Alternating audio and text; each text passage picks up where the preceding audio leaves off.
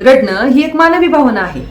स्वतःच्या दुःखाने भरलेल्या आयुष्यात जिला कधी रडू आलं नाही, तिलाच इतरांच्या दुःखात पैसे घेऊन रडण्याचं काम व्यवसाय म्हणून करावं लागलं तर ही कल्पनाच किती विचित्र वाटते ना.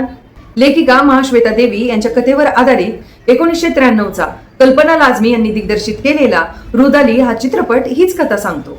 कथा आहे शनिचेरीची. राजस्थानच्या रखरखीत वाळवंटात राहणारी एक गरीब स्त्री. दुःख जणू काही तिच्या पाचवीला पुजलेलं असतं. गरिबी, अपमान, जवळच्या माणसांचं निधन, नात्यातील तुटलेपणा आणि आयुष्याची कठोर वास्तवता तिला सतत जखमा देत राहते. पण इतकं दुःख सहन केल्यावर एक वेळ अशी येते की तिच्या डोळ्यात अश्रूच उरत नाही. कथेला एक अनपेक्षित वळण मिळते. तेव्हा शनिचेरीची भेट भिकनी नावाच्या एका रुदाली सोबत होते. रुदाली म्हणजे अशा स्त्रिया ज्या राजस्थानातील श्रीमंतांच्या मृत्यूवर पैसे घेऊन रडण्याचं काम करतात. होय, इथे भावना विकत घेतल्या जातात आणि अश्रूंनाही किंमत असते.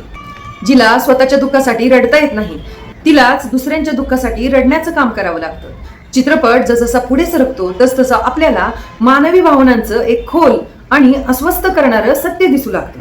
समाजातील जातीव्यवस्था, वर्गभेद, स्त्रियांचं शोषण, मानवी भावनांचं व्यापारीकरण आणि माणसांच्या आयुष्यातील भावनिक रिकामेपणा चित्रपट अतिशय प्रभावीपणे दाखवतो. डिंपल कपाडिया यांनी साकारलेली शनिचेरी ही भारतीय सिनेमातील सर्वात ताकदीची स्त्री व्यक्तिरेखांपैकी एक आहे.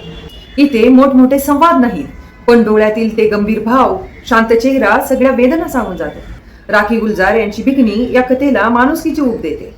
भूपेन हजारिका यांच्या अविस्मरणीय संगीतातील दिल हुम हुम करे हे गाणं तर जणू चित्रपटाचा आत्माच आहे. रुदाली हा फक्त मनोरंजन करणारा चित्रपट नाही, तर तो आपल्याला समाजाकडे एका नव्या नजरेने पाहायला शिकवतो. हा चित्रपट युट्यूबवर पाहण्यासाठी अवेलेबल आहे. अशा सुंदर चित्रपटांच्या विश्लेषणासाठी माझ्या चॅनलला लाईक आणि सबस्क्राईब करा.